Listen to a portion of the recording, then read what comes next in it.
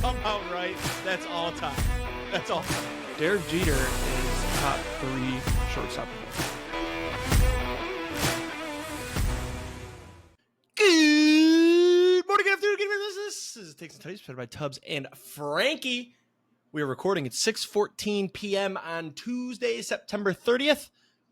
The Tigers have won a playoff game, and ya boy is jazzed up. I watched this not the entire thing. Had it on at work.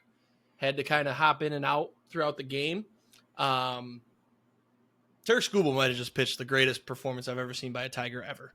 That was one of the most well-pitched games I've ever seen in a high-leverage moment. You lose that game one, it's over. You lose that game one with Skubal on the mound, you're done.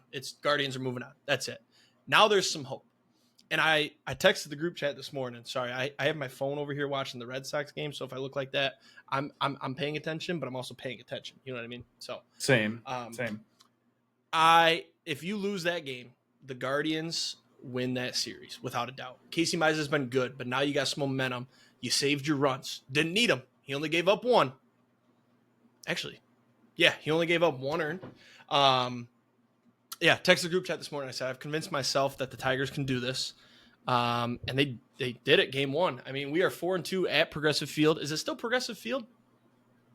I think so. Yeah. 4-2 there against the Guardians this year. I think we're like 1-5 at home, maybe, against them. So kind of glad we didn't win the division. Great performance. The bats need to wake up, but it's fine. We saved all the runs for tomorrow when Casey Mize gives up 4. Tigers win tomorrow 6-4. The main thought I had be a more fun game than today. Yeah, I gave you some shit for it because you can't appreciate good pitching. Skubal was lights out, but the Tigers' offense could have been better because, what is it, Gavin Williams? Is that his name? Yeah. He wasn't that good. I mean, he walked a lot of guys. We had some runners on. He had 8 Ks. Just your typical, yes, he was fine. I'm just saying, for what he has been, I think second half he was like lights fucking out.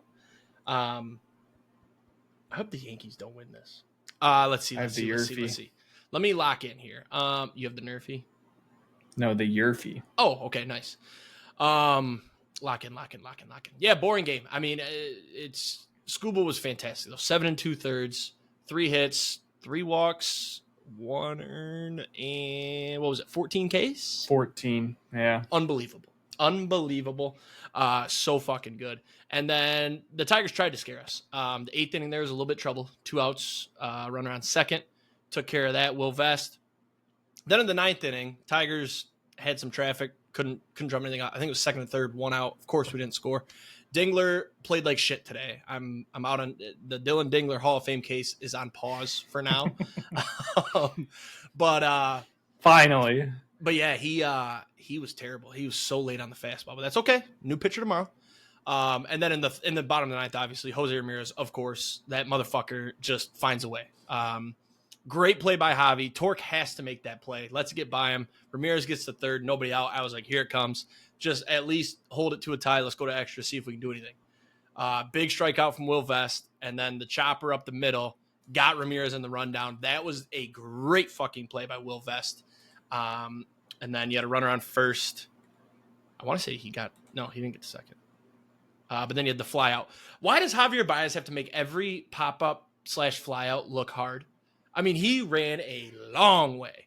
I prefer him running over Riley Green running in, but it made the catch, got the win. That's a huge start. I hate that these games are at 1 because I'm at work and I couldn't watch the whole thing. I texted you. Bottom of the 9th, I had a customer come in right as Will Vest threw the first pitch there. So I go out, I'm helping him, I'm talking to him. I come back and all of a sudden runner on third, nobody out. I'm like, what the fuck happened? Who hit a triple? And I saw it and I was like, you got to be shitting me. The Guardians' devil magic wasn't enough today. That one run that they have was literally the most Guardians run of all time. I think it was a walk, infield single, and then that slow chopper, and he rounded third and scored. Like that is every single time we play the Guardians. I don't know if it's all their games, but you might be ahead of me. Chill out. No, I don't think it happened. They always find a way to score without the ball leaving the infield. I mean, literally didn't have a ball in the outfield that inning, and they scored a run. So, but either way, won the game, on to game 2. Casey Mize tomorrow, I think, versus, is it Bibby? Yeah, Tanner Bibby. Casey Mize looked really good in his last outing, so I'm kind of excited. Got to score some runs, though, because he's going to give up some runs. That crowd's going to be rowdy. You got to give it to Cleveland. They got a good crowd, but shut them down today. Yeah, I'll give the Tigers some props. I am a fan of great pitching. I am used to great pitching on my teams, so not a surprise there. Gotta throw that in there, don't you? Yeah. But I mean, doesn't have to play, the Tigers are set up. Yeah, the Tigers are set up in a far better spot now. Having Scuba go 8, only had to use Vest. You still have Finnegan fully rested. Yep. The Guardians used a lot of pitching. Got the change-up master. Yep. There goes the Nerf or the Yerfie. Oh, am I ahead of you? Yeah, you are. Oh, sorry. I thought you were ahead of me. Damn Anyways, that's all right. No, I mean, congrats on the Tigers for finally winning the game. Nice to see that.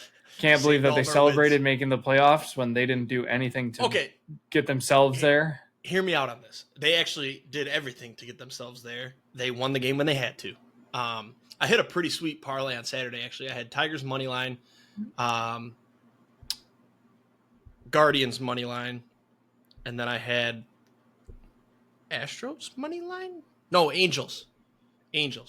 I don't remember what the thought process was, but it was surgical because I said, I think I said the Tigers are going to win, so that way it doesn't matter what the – No, here's what I did. It was Tigers, Guardians, Astros. Because Mike Trout won Friday night, right? Because then it was down to 1. Yeah. So I said Tigers are going to win. Guardians are going to win to make Sunday interesting. And then I said the Astros are going to win because now it doesn't matter and they can't make the playoffs. And it hit. It was pretty nice. It was like plus 700 or something. In terms of the celebrating thing, I think I said a while back that they don't deserve to celebrate. But you got to think, 162-game season. You played well for the most part. You had a lot of slumps, and September was fucking terrible. But you do deserve to celebrate making the playoffs. It's one of the hardest sports to make the playoffs, I would argue. And maybe not one of, probably the hardest. Yeah. I'd say the hardest sport to make the playoffs. Yeah. They deserve to celebrate. I will say, part of me was mad that they were hungover as shit on Sunday. Like, why not take it easy and then celebrate more on Sunday? But if you make the division. Because you could have won the division, but it didn't matter because the Guardians won. I'm kind of glad the Tigers didn't win on Sunday, and then I would have had to watch the Guardians walk it off in some crazy fashion. That would have pissed me off.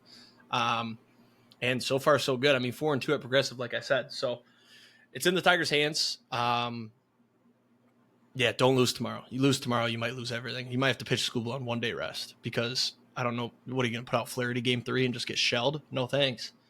I'd rather get. That's the plan right now. I know. That's why you have to win tomorrow, or else it's over. The series is over. Good season, you dumb fucks. However, I am happy that the last thoughts, then we can move on. I'm happy that the Mets had a collapse as well and then missed the playoffs because that's going to help bury, like in the offseason, it'll bury what happened to the Tigers. It'll still be talked about, but the fact that we still made it into the postseason and the Mets had a similar collapse, not as bad, but similar collapse and missed, that's going to be huge because it'll bury what happened to the Tigers this year because that was diabolical. 100%. They were talking about all throughout the game today. It's unbelievable. The Guardians were under 500 on August 26th, and they made the playoffs, won the division. The Tigers had a 15.5 game lead on July 8th. It was like 10.5 on September 1st, and they lost the division. 9-22 since like August, whatever. It's unbelievable. Not 9-22. That doesn't add up, but it's bad. It's bad. They were horrible. But season started fresh today, 1-0 on the season. Don't care what happened. Just go out there. Would love a series win.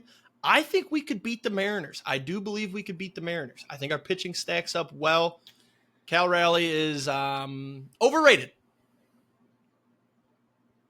Dude, it's fucking awesome. And I think the Mariners, I think we had a 4-game series with them. I think they took 3. So, but I think it would really it really comes down to, will the Mariners pitching come back to what it should be, or if it stays what it was the entire year? Because if it stays what it was the entire year, they're fucking toast. I mean, also, they really only have 2 guys that they can rely on. Rusty versus rested. Rusty versus rested. Yeah, I mean, the Brewers are going to be in that same situation, but right. It's also a longer series. The Mariners. So Mariners are hot right now. Not anymore. They're cooling off now. Somebody iced them. All right, let's talk ball. Obviously, you don't have any thoughts on your Brewers, best team in the league. You made a lot of money off of them, and the Tigers collapsed. Congratulations. Yeah, that's all I have to say on that matter. Yeah, I think my only thought at this point is I don't really care who we end up playing in the NLDS. Wouldn't you rather have the Reds? Well, no, it's either the Padres or the Cubs. We don't even get a shot at the Reds. Oh. It doesn't reseed. We just get the winner of the Padres-Cubs series. I would probably rather have the Cubs then. You dominated the Cubs this year. We did until the last couple games. I think the Cubs would be a more fun series due to the rivalry fact and everything. Mm-hmm. And also, I probably have less faith in Craig Counsell managing a good game than I would in, what is the Mike Schilt? I think that's the Padres manager. Couldn't tell you. Sounds right. But I just, the Cubs pitching I don't think is that good, and I think our pitching would completely dominate them. Padres pitching I think could maybe keep it tight. And yeah, I mean their bats look like shit today. Yeah, Craig Counsell's out here pulling his starter in the 5th inning when he's on an absolute gem. So worked out. Yeah, but that's just how Counsell is, and then he uses his bullpen, and then you get into game 3, 4, 5, whatever, and you have no bullpen left because you used them in game 1 and 2. So that's fair. If you lose one of those two, you're fucked. So right, I honestly, right. I could see the Padres coming back and winning the next two and taking this series. But I could also see the Cubs pitching just shutting them down. So I don't know who they are even throwing tomorrow. They are very short on starters. So we'll see. I'm excited, though. I looked at tickets, by the way, for the NLDS. Mm-hmm. And because I'll be in Wisconsin Saturday and we're leaving Monday. But I was like, well, if tickets are feasible for one of those days, maybe I'll go to one of the games. Sit in the nosebleeds, it was like 160, and I was like, yeah, that's not that bad for a playoff game.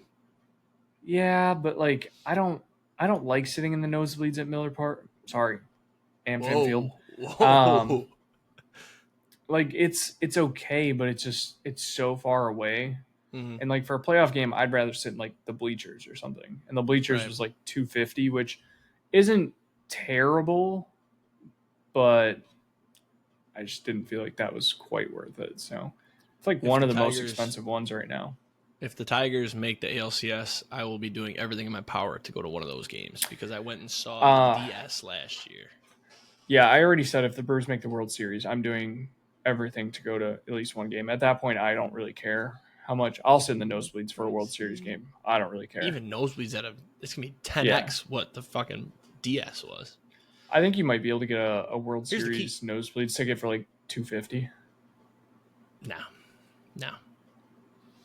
Over under $285, cheapest ticket. I wonder if anybody actually sells them already. While you're looking that up, let's go to Locks and Longshots so we can get moving here. Me and ChatGPT absolutely went nuclear last week. You guys should have tailed our picks. I didn't tail my own. Well, I kind of did. No, yeah, I did actually. Schoolboy Cy Young, that's about locked up at this point. I saw on Friday he was minus 20,000. So back to back, no big deal. ChatGPT now 12-9, me 11-11. I realize that I have one more lock than ChatGPT in that record. So what I'm going to do is go ahead. Those are some wide eyes. What is it, 600-700? I will not be attending World Series game. I told you, dude. They're fucking pricey.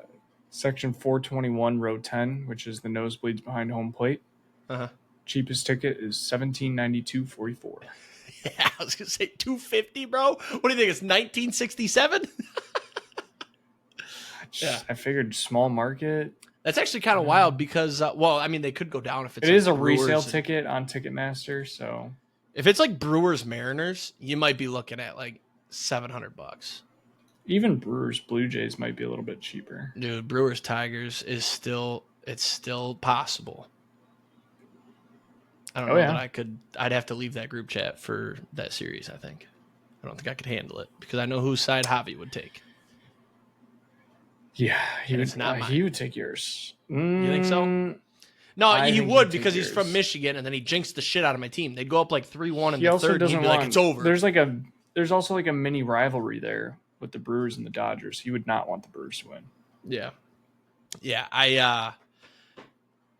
He would definitely, it'd be like 3-1 in the fourth inning. He'd be like, it's over. And it's like, bro, it's game one. The Brewers would come back and win like 8-3. Yep, yeah. I can already see it. And it'd be like the eighth inning too. I'd be like, okay, maybe he didn't jinx it. And then they would just rattle off like 4 runs. Yeah. All right. Anyways, back to Locks and Longshots. So what I'm going to do is I noticed they have one extra game than mine. Or I have one extra because I gave out 2 locks and counted them both. What I'm doing is this week, I'm going for it. I'm trying to get this lock record. I'm 19-24. I'm trying to get back to 500. And then what I'm going to do is I'm going to make ChatGPT do 3 locks next week to make up. I'm going to pick one of my 5 that I have here as my, we'll call it super lock. And we'll just count, if I do multiple, we'll just count that for the next couple weeks versus ChatGPT per se. So this week I'll let you know when it's the super lock. Last week I had Seahawks -1.5 versus the Cardinals. Got lucky on that one, kind of. And then ChatGPT had Falcons +1.5 versus the Commanders. We hit both of those. This week, going for it, like I said. Rams -6.5 versus the 49ers, -108. Probably a trap spot. Thursday Night Football. Don't care. I've dominated Thursday Night Football. Pretty sure I'm 4-0 on the year. Nope, because I had the Bills. 3-1. Yeah, I mean, the Rams look good. The 49ers looked terrible last week. Yes, they kept it close, but they kept it close on some questionable turnovers. So, and it's the Jags. The Jags, they might be good, though, actually. The Jags. I like my Jags AFC North winner ticket that I got. Yeah. 10 for 900. Or no, sorry, 10 for 90. 900. The other thing about the Niners is, do we know about Pearsall or Jennings yet? That's what I was just going to say is, who's Brock Purdy throwing to? He's got nobody. Jake Tongas. Yeah, they're going to have to call back Ronnie Bell, wherever he's at. I don't know where he's at. So this would be a good week. This would be a good week to bet some weird touchdown scores because I don't know who he's throwing to. Like a Juszczyk touchdown. McCaffrey's probably going to get a lot of work. It's going to be a McCaffrey, Juszczyk, and Sky Moore week. Who's their backup tight end even? I don't know. Jake Tongas. I don't know that name. That tells you everything you need to know. He's actually been really good over like the last 2 weeks that Kittle's been out? I think 2 weeks. 3 weeks. Kittle, yeah. All right, and then we move on to Browns +3.5 versus the Vikings. Look, the Browns defense is actually really fucking good. And it's kind of bullshit that they've had such a good defense for 3 years and can't get a quarterback. The Vikings offense, Carson Wentz, bad. He's bad. He is not good. He looked good against the Bengals defense that sucks. The Browns will... Volpe just homered. What? He's got pop? Was that short porch? No, 82? Yeah, that was short porch. That was a Yankee Stadium home run. Anyways, the only thing I'm thinking here is the Vikings offense didn't look very good. The Vikings defense, and jet lag too, they're coming back from Ireland. Vikings defense still good. I think this is a super low scoring game, like a 10-9. 10-9. The Vikings are staying overseas, by the way. I totally forgot this game is in London. I'm switching. Yeah. I'm taking the under in that game. What's the under? Will you tell me? I was 36.5. Yep. That's still locked. What's the odds on that? I'm going to assume -110. Call 110. That's close enough. Doesn't matter. Yeah. All right, that totally just changed everything. The Browns defense is still very good. Vikings defense is good too. There's going to be no points in this game. It's going to finish 14-10. It's going to be terrible. We're going to get up early for it. We're going to watch it. We're going to be like, why did I wake up early? Terrible game. The super lock of the week. And I will put SL next to this and put it in bold. Broncos Eagles over 43.5. Now, you may be looking at me right now. You're like, 2 good defenses. Broncos offense is meh. Eagles offense can't throw the ball. I don't care. There's going to be some fuck shit in this game. There's going to be – the Eagles are addicted to blocking punts and scoring. I should just say kicks in general. We're going to have special teams touchdowns. We're going to have defense touchdowns. Jalen Hurts might throw for 350 yards because that's what always happens. Every time we're like, oh, yeah, A.J. Brown's mad. He goes for like 150 yards, 2 touchdowns, and Jalen Hurts has like an MVP day. Over 43.5. Final score, 28-21. Yeah, that's what we'll say. Yeah, 28-21 Broncos. Yeah. Broncos. The Eagles, they deserve a loss. They've had 2 special teams touchdowns that have saved them. The Rams should have beat them. And then last week, the Bucs doesn't look good. Yeah. And they had to do a fake tush push to score. Why did they burn that, by the way? You should have saved that for like the playoffs. Why do you use that in a regular season game against Tampa? You just wasted turning into now. The Chiefs. They're getting cute. Yeah. So I'm not an Eagles hater. I do have so many Eagles on my fantasy teams. But it's like you deserve a couple losses here, and it's kind of bullshit because the Lions shouldn't have lost to the Packers. They came out slow because they didn't play in the preseason. The Eagles have looked bad. They can't throw the ball. Sometimes they threw it against the Chiefs, but we'll see. That's the super lock, though. And then rattle the rest of these off. Bucs, Seahawks, over 44.5, I don't know, points. And then Lions team total over 30.5, minus 102. The Bengals defense is really, really, really bad, and our offense looked awesome. Their rush defense is really bad. We're going to run. Gibbs and Montgomery might both run for 100. A little 2-by-1 in the same game with a touchdown for each. Ooh, write that down. I'm going to write that down. Monty and Gibbs. Oops. 100. I wonder if they've ever done that. Rushing and a TD each. That's got to be stupid. I feel odds. like probably not. Yeah, they've definitely never done that together. I don't know because Monty had, what was it against the Ravens? They both scored. Monty had 100. How many did Gibbs have? If they did it in that game, these odds are going to be nuked because everybody's thinking the same thing I am, that the Bengals rush defense is terrible, and we're just going to run the ball down their throat. While you're looking that up, ChatGPT went with Dolphins minus 1.5 at Carolina minus 105. They said despite Tyreek Hill blowing out his knee, I added the blowing out his knee, they should be able to win against a lowly Carolina. So that's that. You got it up yet? No. I can probably pull this up faster than you. Or 100. Why are you Googling? Just go to the Ravens game. Let's see. Oh, no, I'm just looking to see if they've ever both. Yards. Okay, Gibbs only had 67 against the Ravens. Montgomery had 151. Yeah, I'm still going to do it because like that would be some ridiculous odds. All right, then on the long shots. ChatGPT's 5-15. I'm 10-25. Last week, I had the Lions minus 16.5 versus the Browns plus 187. A little bit scary at halftime for this one, but they came through. And then ChatGPT with the big hit. Giants money line plus 230. That was a huge pick. This week, I'm running it back with the Lions. Minus 16.5, plus 172. I should put a W by this already. Jake Browning is dog shit. The only way this misses is if the Bengals trade for Jameis Winston this week and play him on Sunday.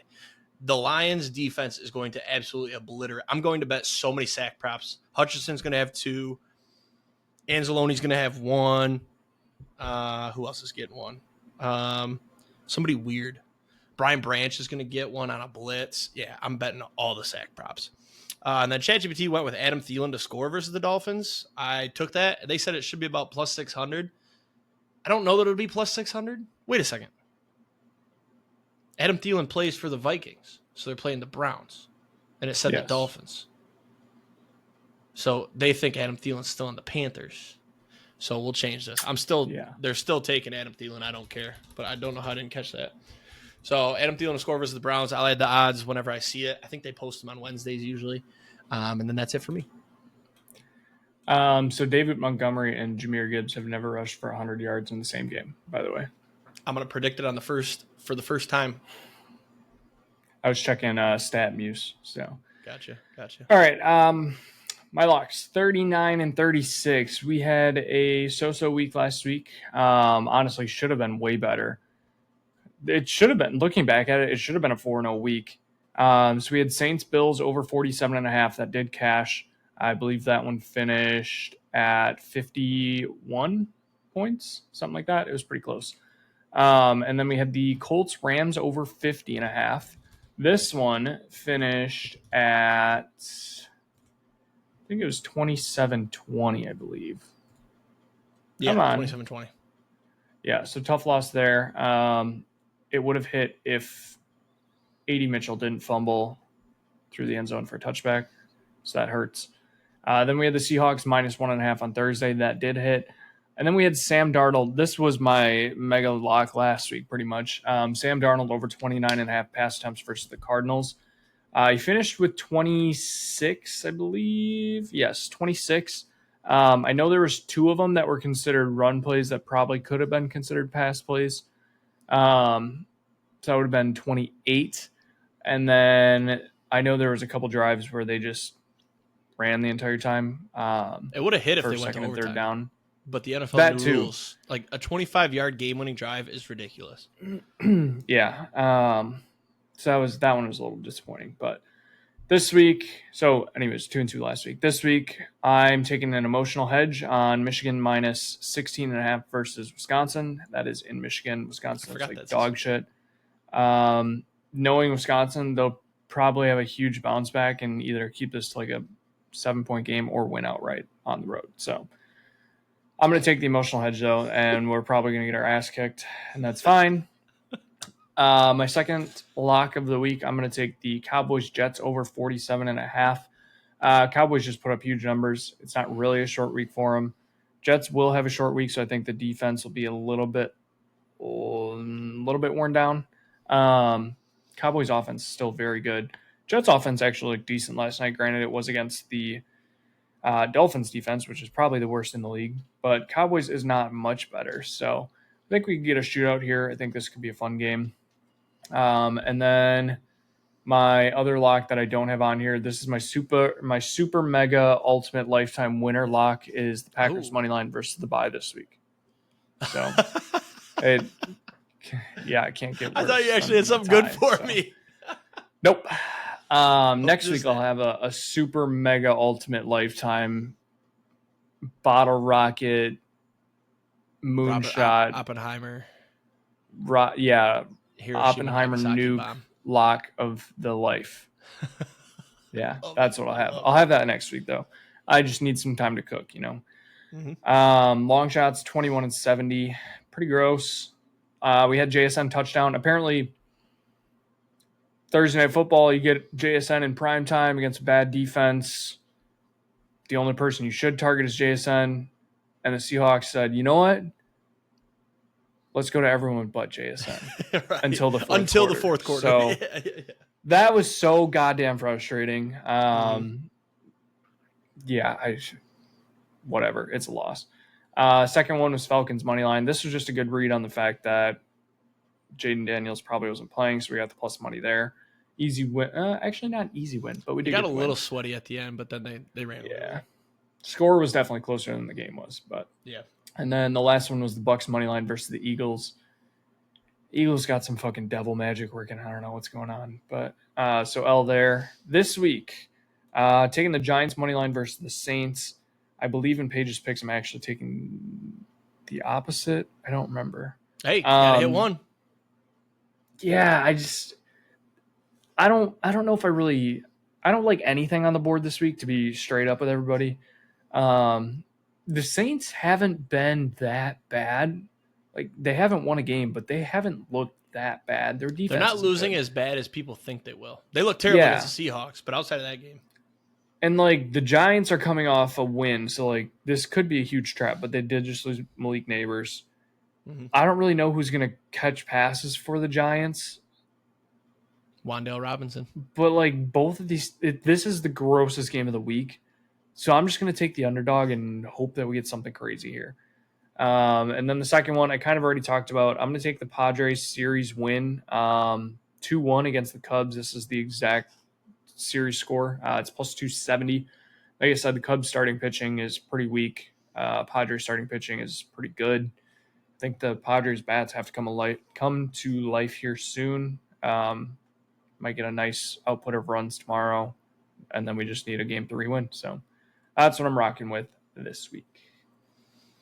All right. Let's glance through the scores real quick. We already hit on that. The Lions, I honestly, not a lot to say. They played a really good game. No mistakes. Had a special teams touchdown. Pretty sweet. Gibbs looked good.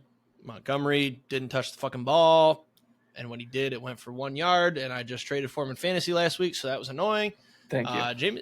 Jameson Williams, the only concern in this game, Jameson Williams dropped the ball quite a bit. Only 2 of them were really, really bad and his fault. There was one throw. It was an absolute dot from Jared Goff. Over the shoulder, though, had to turn and adjust mid-route. On a deep ball, that's kind of tough. So I was mad in the moment, but then when you watch it back, it's like, that was tough. Myles Garrett's an animal. I wish we could trade for him and put him with Hutch. Hutch played fucking awesome. Not going to say anything about his legs. He had 2 injury scares that scared me, but one of them, he just got the wind knocked out of him. He looked good on the sidelines. And then, hey, we put in the backups late in the fourth quarter, up 24. Love it. We're learning. We are learning. Actually, a couple thoughts real quick. Lots of injuries this game. DJ Reed, probably out a couple weeks. Terran Arnold left the game. Haven't heard about him. Kirby Joseph got hurt. It's starting, but our bye is later, which is good. So just hold on until whenever that bye is. I want to say we have a week 7 bye. Week 7. So there's 4, 5, 6, 7, week 8. Week 8 bye. Okay. Just hold on till week 8. Nothing crazy, nothing major. Just hold on, because the defense has looked really good. The defense has been fantastic since that Packers game. Just hold on. Meek Robertson, great. He's been great. DJ Reed has been playing great. Hopefully he comes back quick. I saw it was like a grade 3 maybe, which means like a 2-3 week absence. So we shall see. Grade 3 what? Hamstring. Yeah, that's not a 2 to 3 week absence. Well, whatever grade is a 2 to 3 week. I thought 3 was like the mild. What's mild? Is it 1? No, grade 3 is the worst. Grade 3 is like ripped it off the bone. Oh, okay. So it's probably like grade 1 then. Whatever. I saw it was like 2 to 3 weeks. I just don't know that's doctor a grade terms. 1. Okay. Yeah. That was the doctor question. I saw on Twitter. Yeah. How concerned are we getting about Jared Goff? So I didn't watch a ton of this game. I started watching when I needed Sam Laporta to score a touchdown. Mm-hmm. Everything that I've heard, there's a lot of analysts that are worried about Jared Goff and his arm because his accuracy has become not grand. He doesn't have any power on his arm anymore. Anything over 15 yards has been dog shit. Not worried about it, though. He'll hit that first deep one, and I'll be like, all right, we're back. That one, J-Mo was wide open. Like I said, he threw a great ball to J-Mo there on the sideline. You probably didn't see that one. That was a good ball. There was one, J-Mo was wide open, and he overthrew him. So he's got power. And then there was another one. J-Mo was kind of streaking over the middle, but Jared Goff should have seen the safety dropping back, and he threw it right in his lap, like 5 yards short of J-Mo. Don't love that. But he's had some good games. I mean, he's making throws when he needs to, and the run game's working, so I'm not concerned. I mean, we put up the most rushing yards on the Browns this year, so I'm not too concerned. So I'll be concerned when we need him to throw and he can't throw. Like that Texans game last year where he threw 5 picks and still found a way to win. If we have one of those games where like the defense can't hold him and he's got to throw and he doesn't, then I'll be concerned. But if you look at our schedule, it's pretty fucking wild. But we got the Bengals. That's a chill, have fun game. And we got the Chiefs next Sunday night. I'm pretty confident against the Chiefs, to be honest. They don't impress me. And Arrowhead's tough. Bucks at home. We own the Bucks the last 2 years. Not afraid of them. And then you got the Vikings after the bye. They're dog shit. The Commanders scare the life out of me because of what happened in the playoffs. Then you got the Eagles. Yeah, that'd be a good game. But then you got the Giants. Then you got the Packers at home on Thanksgiving. I'm going to call. Wait, that's not Thanksgiving. Is that Thanksgiving? Maybe. Yeah, it is. I'm going to throw it out right now. Guaranteed win. I think you already said that, didn't you? Yeah, no, I feel like I've said that I'm pretty confident they'll win that game. No, you wrote something down. You wrote something down in one of our episodes that the Lions would beat the Packers by a certain amount, and I want to say it was 2 weeks ago.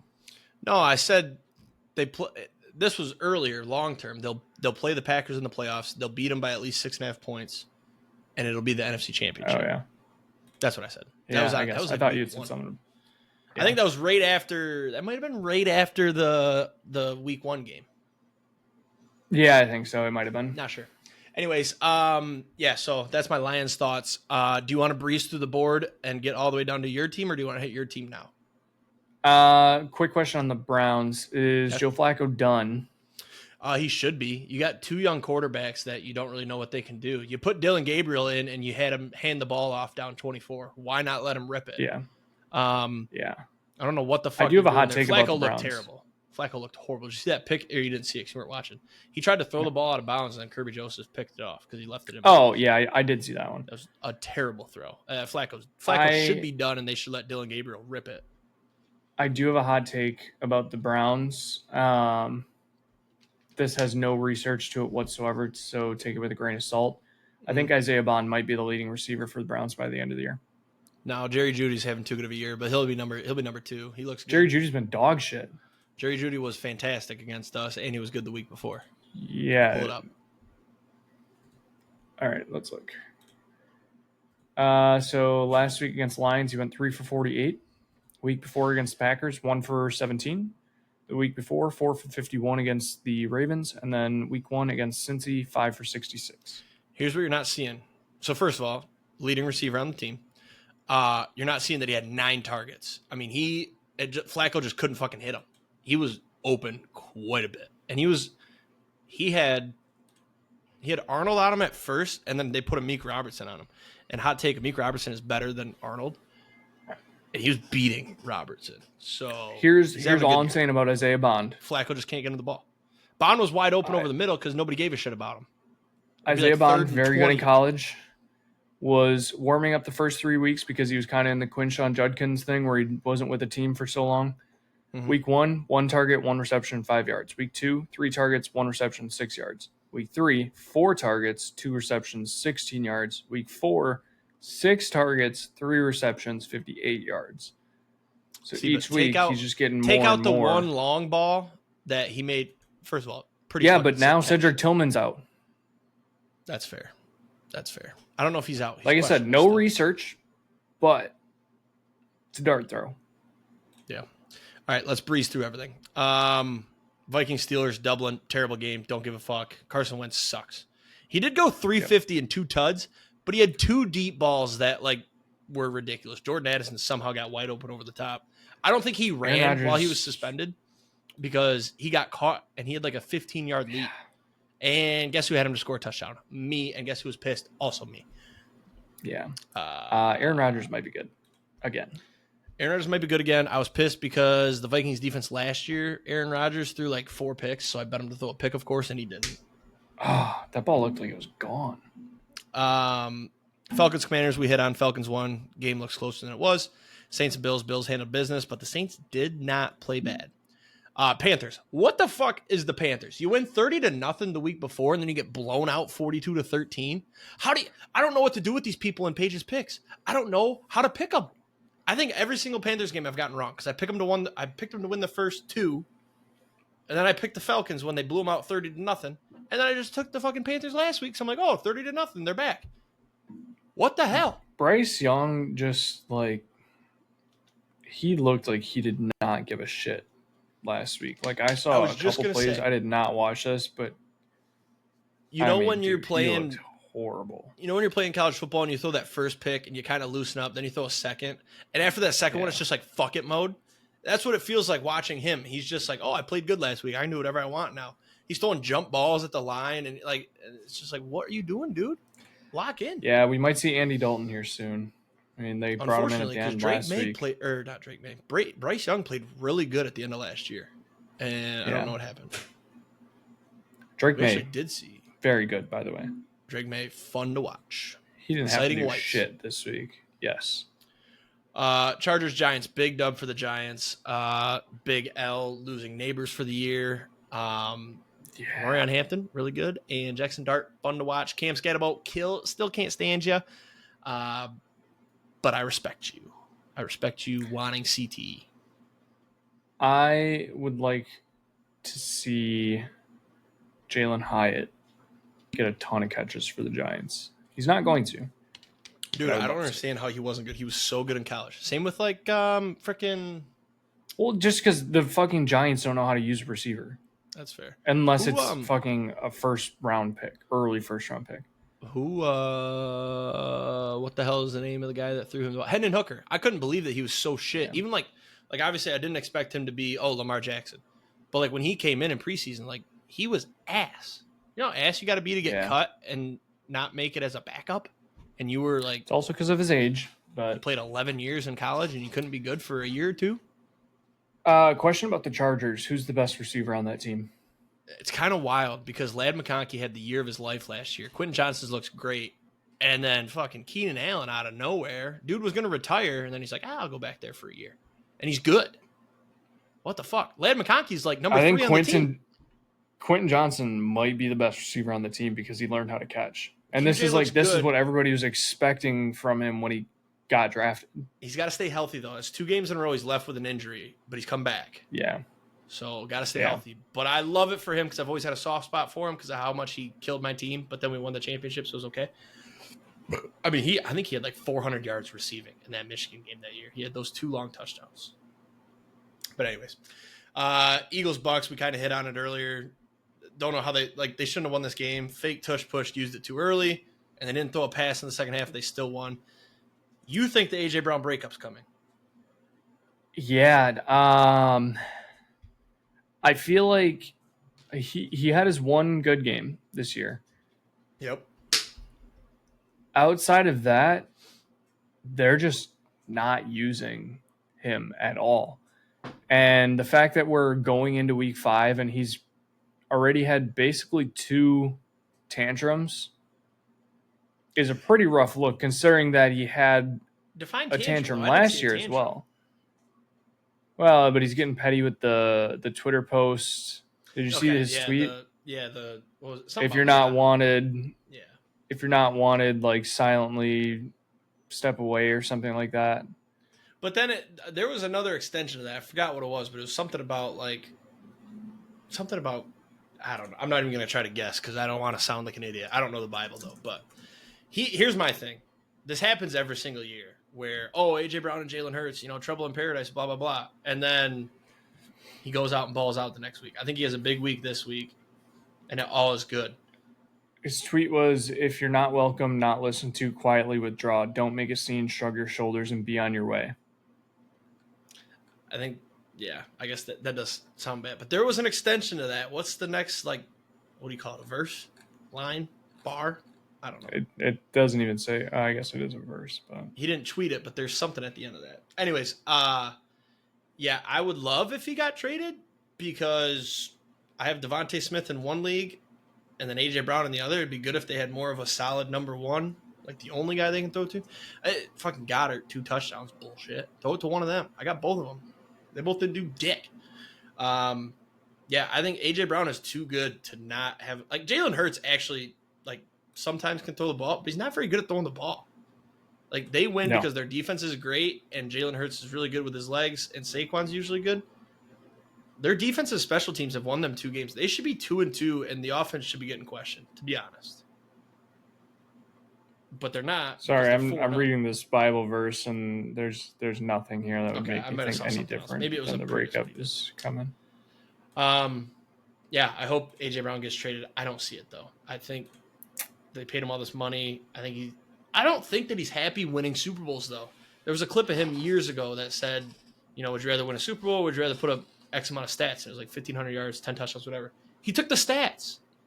That was the other one, too, when they won the Super Bowl. I do remember that. Something about, not tweeted, maybe it was an interview. It's Super Bowl doesn't define me. After the season, I don't have that sense of accomplishment.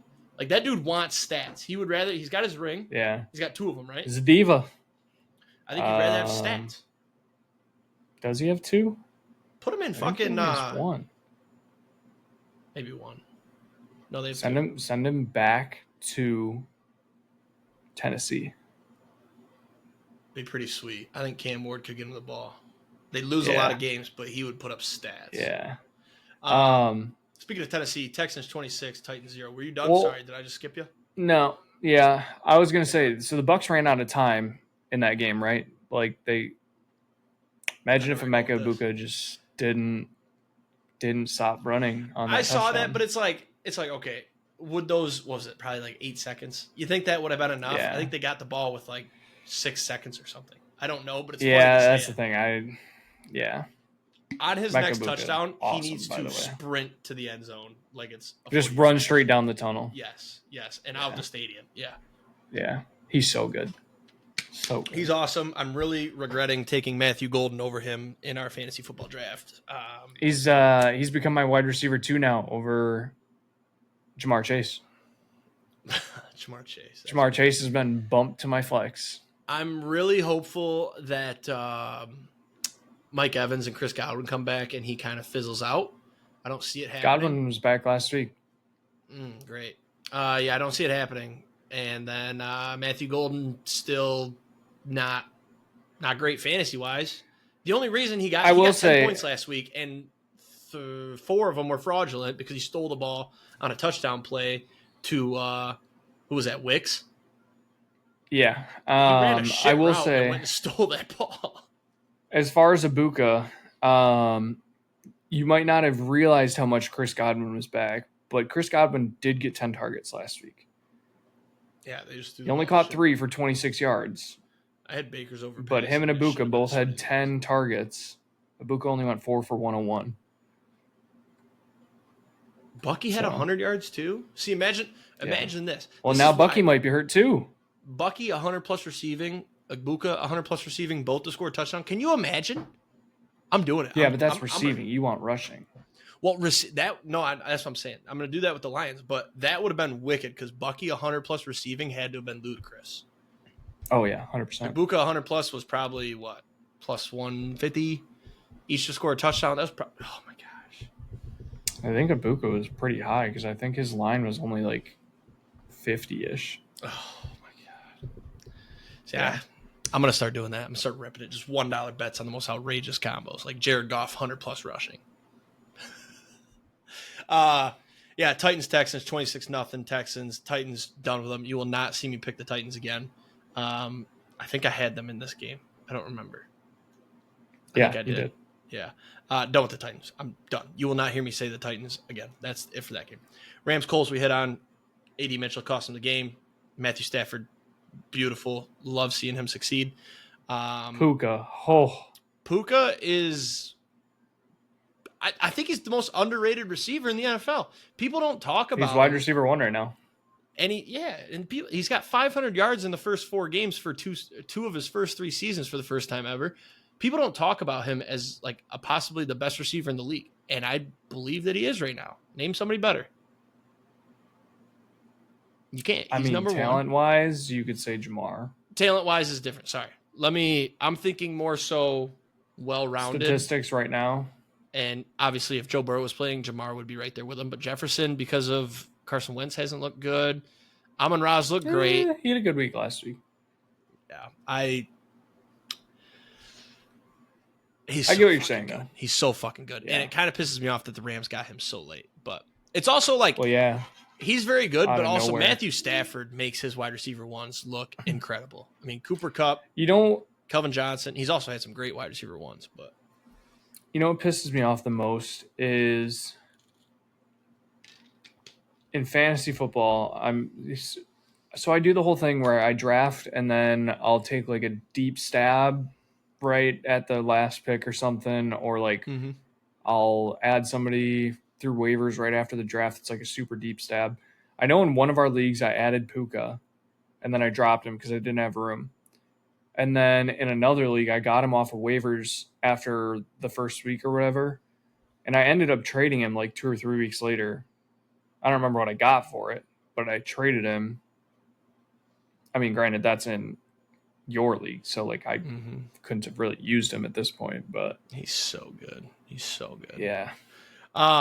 We got to get to your Packers thoughts. So just quick rattle. Jaguars 26, 49ers 21, Chiefs 37, Ravens 20.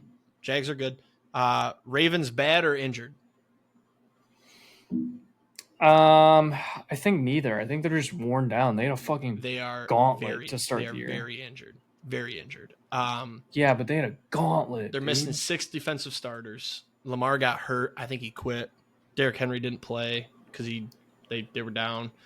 He only had but to have to go up against the Bills, then the Browns defense, then the Lions and the Chiefs first 4 weeks. Yeah, I think they'll still make the playoffs. Gauntlet.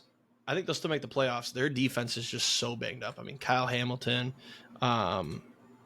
their D tackle that's done for the year because of his neck. Some other white guys hurt, and then who's their really good linebacker? Roquan Smith, he's hurt. Yes. And then there's a corner Bengals as well. still have a chance to win the division. Yeah, they're dead. It's the Ravens. Ravens are going to win it just because the division is weak. I think the Steelers are going to go 10-7, so the Ravens just got to go 11-6. I think they'll be able to do that. Their schedule gets a little bit lighter. Sorry, I did that math wrong. 10-7, 11-6. Yeah. Bears, Raiders, 25-24. More entertaining game than I thought. Genty coming out game. He's awesome. So many picks. What's that? So many picks this game. Oh, yeah. It was defensive battle, but by virtue of bad quarterback play. Also, Ben Johnson trying so hard to prove that he was the reason our trick plays worked. No, dude, you got to have the players that can do it. That fake fumble thing they did, dumb as hell. The fake flea flicker was kind of cool, but then Swift fucked it up. Just go out there and coach a game. You've got guys. Odunze's awesome. Luther Burden deserves more looks. Don't know what they're doing with Loveland. Swift has been okay. You do all these trick plays, and it's like he used them better in Detroit. I feel like he's trying too hard to be like, yeah, I'm the reason those trick plays worked, even though the Lions are just still winning games, just less trick plays. So, and then the big game, I wish we had some more time for you to talk. I will not cut you off, though. Packers-Cowboys, 40-40 tie in overtime. I fell asleep. I'm kind of pissed about it. But what do you got? The Packers are 2-2 on the year. That should have been a loss.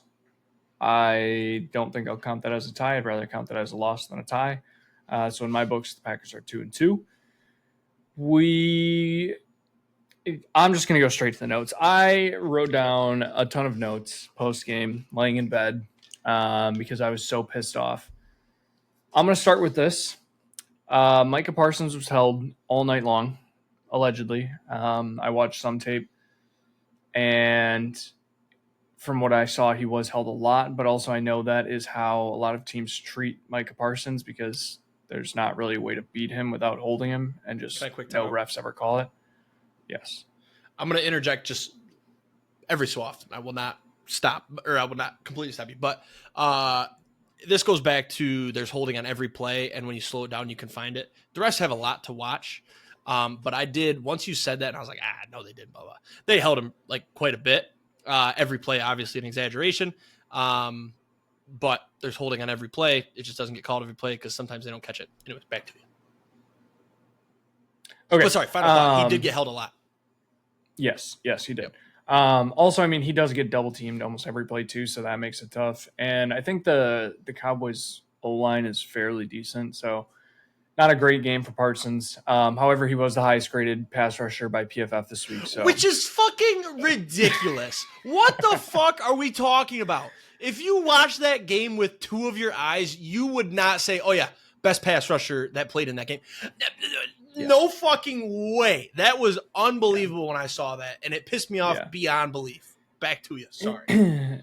Anyway, so sticking to the defense, it's not even Halloween, and somehow Joe Barry dressed up as Jeff Hafley tonight or on Sunday night and took over our defensive coordinator job. That defense was fucking atrocious.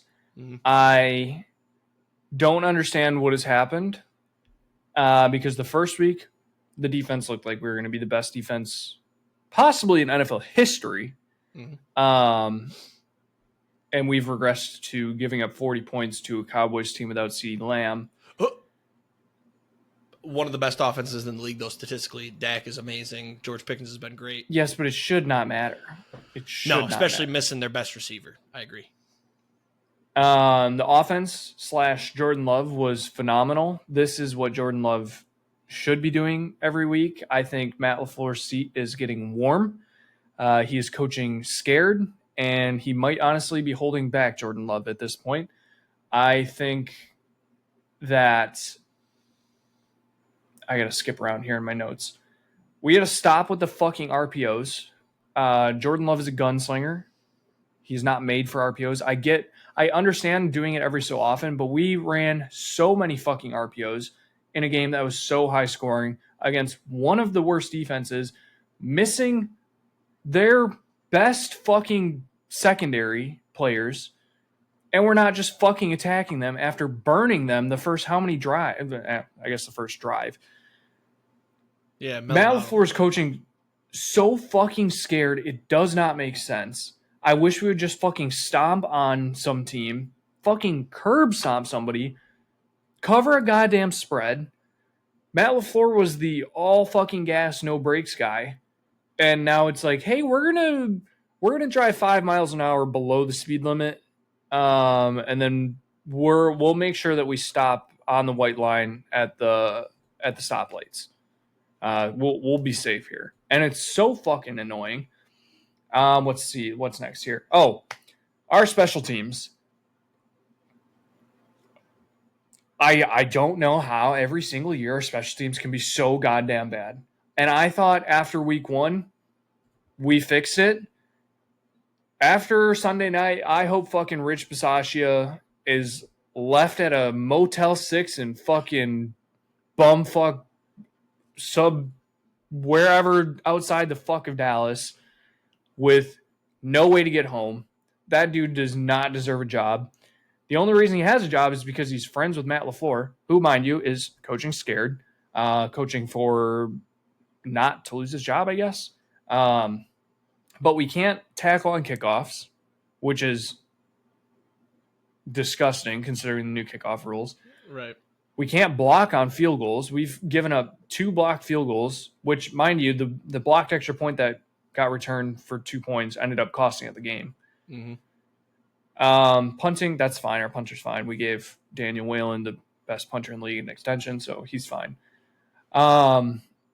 Big thing for the bye week, we got to get healthy on the O-line. The O-line is horrible right now. And I can tell, like, Jordan Love played great, but I think if the O-line is healthy, he probably easily throws for 400 yards, and we don't even have to talk about this game being close. That was the big thing. He started to get scared.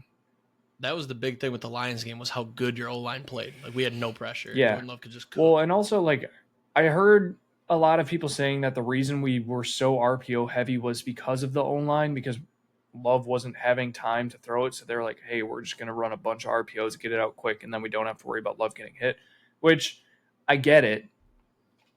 But also, like, we ran so many RPOs. It was so frustrating. Hopping back to the defense, why the fuck can't we tackle? We just forgot how to tackle again. And on the whole Joe Barry subject, we're back to playing 10 yards off on 3rd and 4. That's fucking annoying. That should not happen. We might as well just fucking put Micah Parsons out on the edge, have him line up covering George Pickens next time we play him. So that pissed me off.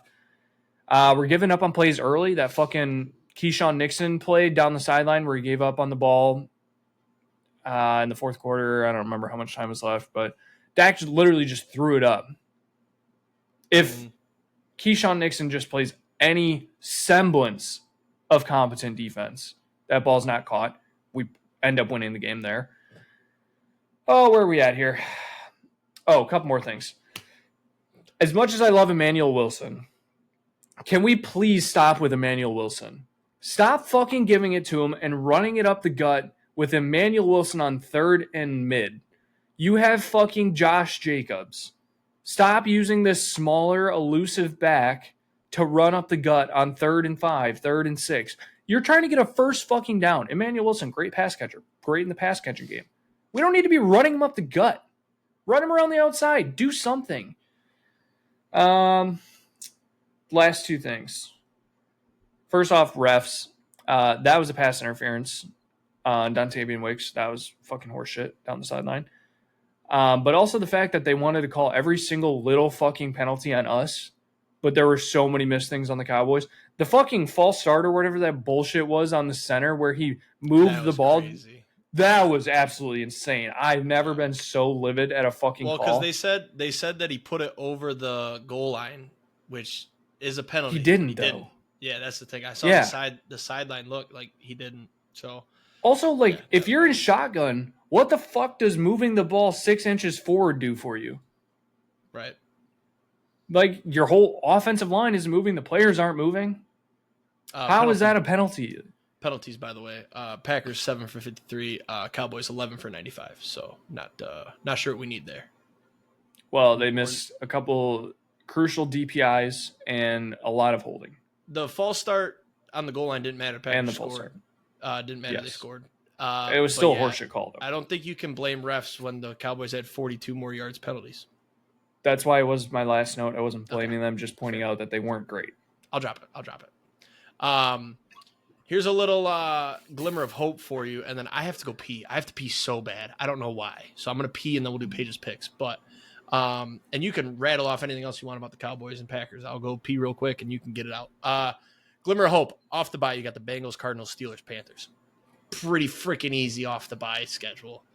When you compare to, and this isn't me, I'm not complaining, you play who you play. The Lions have, after the Bengals, they've got Chiefs, Bucks, Vikings, that's okay. Commanders, yeah. But then we got Eagles, then we got an off with the Giants. But then you go Packers, Cowboys, Rams, Steelers, Vikings, Bears to finish the season, bro.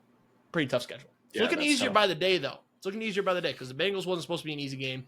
The Chiefs we own. Vikings are shit. So it's getting easier. I'm excited for the Packers-Steelers schedule. game. The Packers what?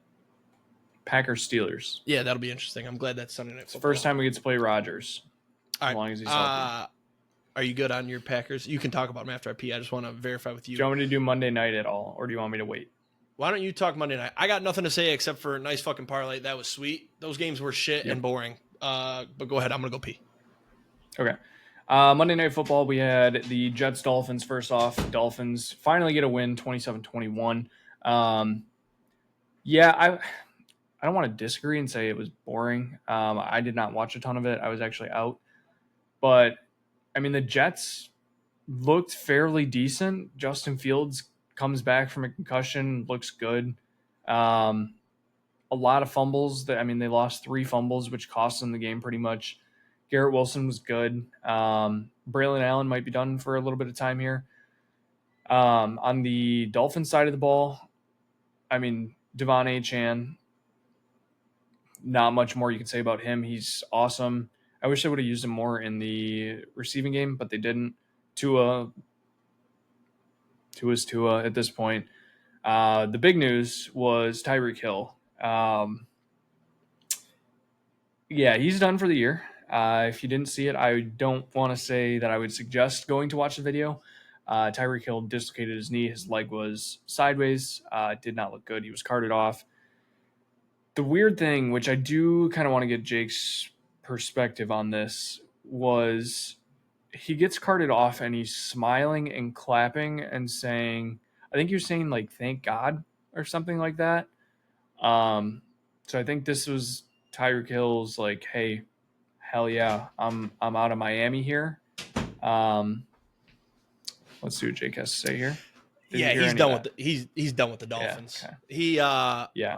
Did you see the video too? Now this is different because he was in the ambulance, but somebody took a video of him going down the highway. He was laughing and on the phone in the ambulance. Drugs were probably hitting by then for the pain, but I think he is just happy to be like, he's guaranteed all this money. Yeah. Doesn't have to play with Tua anymore in the shitty team. And now he can go get traded in the offseason. He probably will. I think this is maybe the end of his career or the slow end. He looked good, too. I was saying that last night, too. I think this could be the end of the career because he's what, 32, 33, something like that? He's got to be up there, yeah. He's already been declining the last couple of years. He's on a bad Dolphins team, and now he just has a catastrophic knee injury. Yeah, it was bad. That video was grotesque. Yeah. It was one of those where you see it live. Everything I said about Monday Night Football? Kind of, yeah. Just about. Okay. I didn't know if you had anything else to add. The only thing I had to add, and you might have already said it because I was talking to Sid for just a second, but the Jets are really bad, and I feel bad for Aaron Glenn because I like him. I wanted him to succeed and Ben Johnson to go through what he's going through. The Jets, I thought they had a chance last night. They looked pretty decent to start. Well, the fumbles killed them. Yeah, but the fumbles lost them the game. I wish they had I don't know. That's the thing. I don't think they're that bad. I know the defense. They finally got a turnover. They look good. And Justin Fields has looked good. They've played a tough schedule. They've played the Steelers. They lost by 2. They played the Bills. They lost Justin Fields mid-game. They played the Bucks without Justin Fields and lost by 2. Mm-hmm.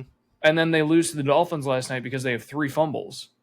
One of them at the goal line. Yeah, they win the game if they don't fumble at the goal line. Exactly. Yeah. I also and the thing too, that Bucks game should have won.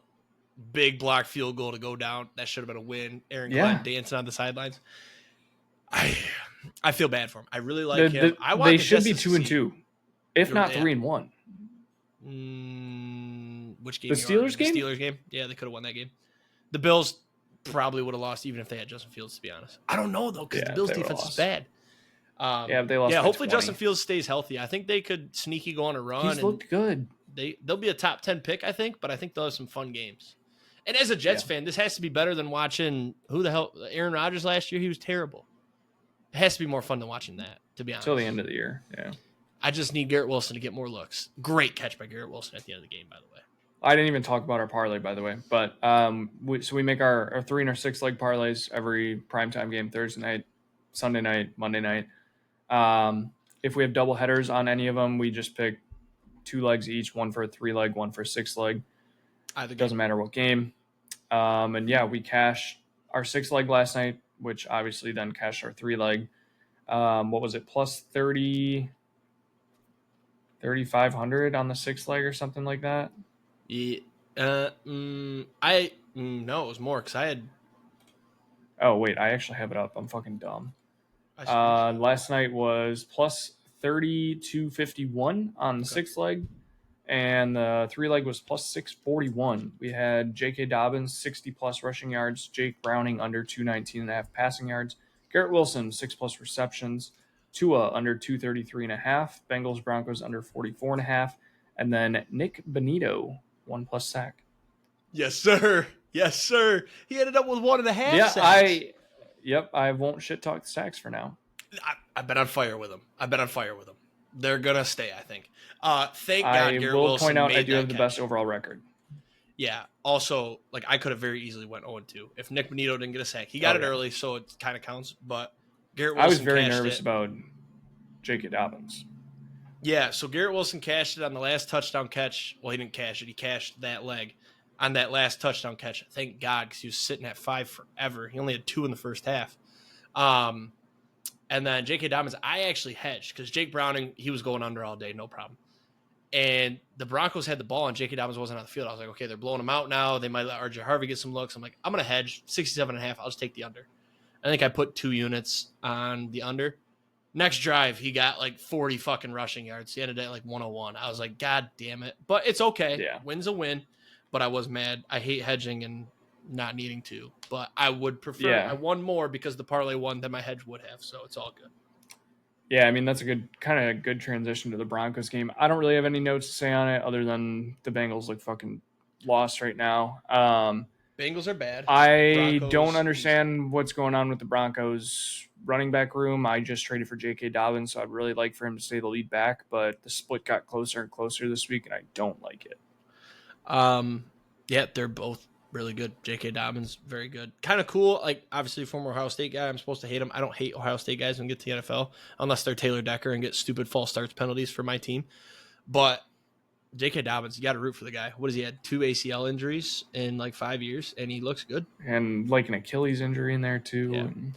He looks good. And I don't know what they're going to do. I think they're going to do the Lions thing and just run the 2 backs. Might as well keep J.K. Dobbins fresh.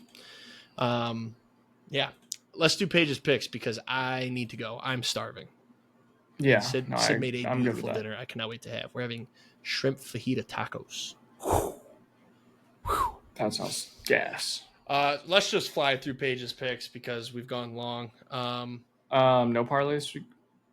No, there's no lines. I think we can do it and then we'll just tweet it or something and we'll talk about it next week. I don't think anybody's actually tailing that anyways that listens to the show. Even my own father, who I know listens, he didn't tail. So, and it was so bad last week. We went 1 for 3 and then 2 for 2 on the touchdown scores. Had a good look at the touchdown scores though. We got Pitts at plus 340 and Ibuka. Laporta didn't get there though, but neither did Golden, so it's okay. So I didn't cost it because I could have cost you $1,000. I'm glad I didn't. Yep. All right, let's go. Let's ride. Boom. Paige's picks last week. I went 10-5-1. Jake went 10-5-1. Paige went 8-7-1. Overall standings, we got Jake in first at 41-22-1. Paige and I are tied for second at 39, 24, and 1. First game, Thursday night, 49ers at Rams. Rams minus 5.5, over under 47.5. It's actually both of those bumped down a full point already. 6.5, 46.5. We are all on the Rams. Sunday, Vikings minus 3.5 at the Browns. Over under 36.5 in London. Another 8:30 a.m. kickoff. Paige and I are on the Vikings. I got the Vikings and the Lunder. And I wish I remembered this because I filled this out earlier today and I almost forgot to take the Lunder. So it made it into the Locks. You got it now, though. Yeah. Yep. I fucking hate that under so much. It's so low, but you know it's going to hit. Actually, I won't take it. I won't be able to. Yeah. Raiders at Colts. Colts minus 6.5, over under 47.5. It's actually down to, actually those lines are right. We are all on the Colts. Giants at Saints. Saints minus 1.5. Over under 40.5. Paige is on the Saints. I am on the Giants. Taking the Saints. I think this is a Giants letdown spot after they looked really good last. I wouldn't even say really good. Like Jackson Dart looked okay. The Giants. Yeah, it was an ugly win. The Giants defense is definitely better than the Saints, but like the Saints have to win eventually. It's a letdown spot. Give me the Saints. I don't know. It's a 50-50 for me, but I'll take the Saints. I don't know if this is breaking news, but Brock Purdy is hopeful that his toe will not keep him out versus the Rams on Thursday. Oh man, glad I got my lock in there. They're gonna shift to like 10.5. Wait, they actually line might go down if Mac Jones plays. Brock Purdy looked like 30. Maybe, honestly. All right, next game, Cowboys minus 2.5 at the Jets, over under 47.5. Paige and I are on the Cowboys. Taking the Jets for the first win. I just said it when we were talking about the Monday night game. I feel bad for Aaron Glenn that he has got to win. He's coached well. The players seem to love him. Justin Fields has looked decent. I mean, why not? And I think the Cowboys are viewing last week's game as a win. I think the Packers are pissed, and that was a loss for them. But the Cowboys are thinking that's a win. Boom, letdown spot. Jets win at home. Taking the Jets. I would agree with the statement about the Cowboys thinking it's a win. So, next game, Broncos at Eagles. Eagles minus 4.5, over under 43.5. Paige is on the Broncos. I'm on the Eagles. I'm on the Broncos strictly because the Eagles have to lose eventually. They cannot continue to look bad on offense and win these games. And I think the Broncos defense can put a stop to that. I hope you're right. But next game, Dolphins at Panthers. Panthers are minus 1.5. Oh, wait, this flipped too. Dolphins are minus 1.5. Over under is 44.5. Pages on the Panthers. I will take the Dolphins. I think Bryce Young is giving up. I think Bryce Young has given up too. But the Dolphins' defense is bad. And Tua is Tua. So I'm taking the Panthers.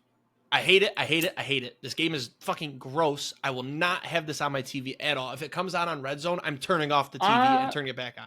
But I'm taking the Panthers. I think this game could be fun because I think this might be an over game. You have two terrible defenses. It should be. I had the over on Monday night with Jets and Dolphins. Nobody liked that. I took that a hit. Dolphins offense didn't look terrible last night. Darren Waller apparently can revitalize two fucking touchdowns, and he's going to have to because big Waddle game incoming. No, big AJ game. Because the Panthers, I feel like the Panthers 100%. Rush defense is terrible. Yeah, it is. AJ 150 plus rushing and receiving. Book it. That'd be sweet. Next game, Texans at Ravens. Ravens were minus 3.5. Over under was 43.5. This has shifted to Houston minus 1.5. Over under 39.5 because Lamar Jackson is out. Lamar's out? I think that's official. I know they said he's going to miss time. Whoa. I think he's out. That looked like a fake injury. There's no way. He is. He's doubtful. Yep. But probably out. Yeah. All right, I'm flipping. So we are all on the Texans now. Yeah, Jake was on the Ravens. I didn't do my research. I didn't know Lamar was out. I might have actually picked that before it even came out that Lamar was out. Yeah, I didn't know that either until I was scrolling through the scores earlier when I was doing the games earlier. I was doing my picks and I saw Houston was favored and I was like, wait. Mm-hmm. All right, next game. Titans at Cardinals. This is the first afternoon game. Cardinals minus 7.5, over under 41.5. Paige and I are on the Cardinals. I'm on the Cardinals too. I'm fucking done with the Titans. Done believing. Cam Ward, ass, bust.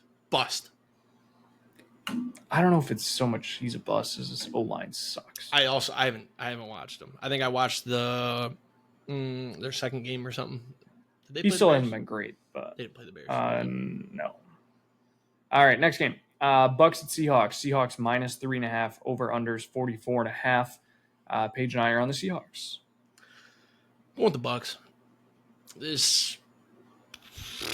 I don't know. Toss it for me. I'm a Sam Darnold hater too, even though he's looked decent.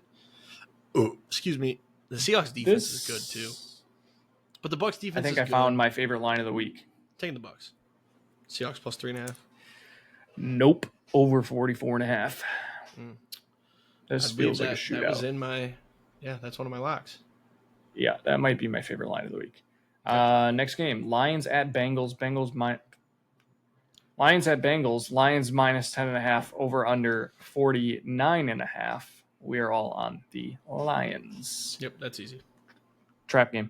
Next game: Commanders at Chargers. Jake Browning minus is not 2.5. I'll put a beefy 5-liter burrito up my butt if they lose to the Bengals. I'll do it. I didn't say I'm recording it. Yeah. Over under is 47.5. This is the Commanders Chargers game, by the way. Mm-hmm. Paige is on the Commanders. I'm on the Chargers. I hate what you're doing here. I don't know if I agree with it. Am I allowed to do this? I would say no. I don't think we've allowed it in the past. But you let me flip on Sunday, and I was wrong. Yeah, I'll let you flip on Sunday. Well, that's different than me doing this. Sorry, not different. It's the same thing. If I see that Jaden Daniels is out, I'm just going to flip. I want conviction. That's fine. Fine. I'll take the Chargers no matter what. Okay. I cannot believe, Justin Herbert probably went home to Madison Beer, and she was probably like, "It's okay, honey," and he probably cried in her arms, and it's like she's gonna break up with him because she doesn't strike me as somebody that wants to be with the bitch-made boy that can't beat the Giants. So Sunday Night Football. Patriots at the Bills. Bills minus 7.5. Over under 49.5. We are all on the Bills. I will be trying to get as much on the Patriots plus 7.5 as I can here, I think. The Bills have to cover a big spread like that, though, eventually, right? I think we're 2 or 3 weeks in a row that not covering a spread. Chiefs never cover but always win. The Chiefs covered last week. Patrick Mahomes. No, I know, but I'm saying last year they were the team that never covered. Yeah, but always won. I just the Bills have to cover. Speaking of the Chiefs, Monday Night Football, Chiefs at Jags. Chiefs minus 3.5, over under 46.5. Paige taking the Jags. I'm taking the Chiefs and over 1.5, actually over 0.5 lightning delays. Oh, bad weather? It's Jacksonville. Oh, yep. I'm taking the Jags. The Jags are fun right now. I'll take them until they lose. I hope Trevor Lawrence goes out and balls. Nah, Chiefs got their deal with the Dublin. So no, not yet. Not at 2-2 or 2-3. Nah. No. Anything else? 2-2. 2-2. Yeah. 2-2. That's it. Let's get out of here. I'm hungry, and that food smells so good when I went out there. Every weekend, everybody. Let's hit some tanks, throw some tutties. We'll see you next week. Peace. By this time next week, the Brewers will be 2-0 in the NLDS. Go Tigers. They are going to beat the Guardians tomorrow. What score did I say? 6-4. 6-4. Sounds good. See you next week. Peace. Peace.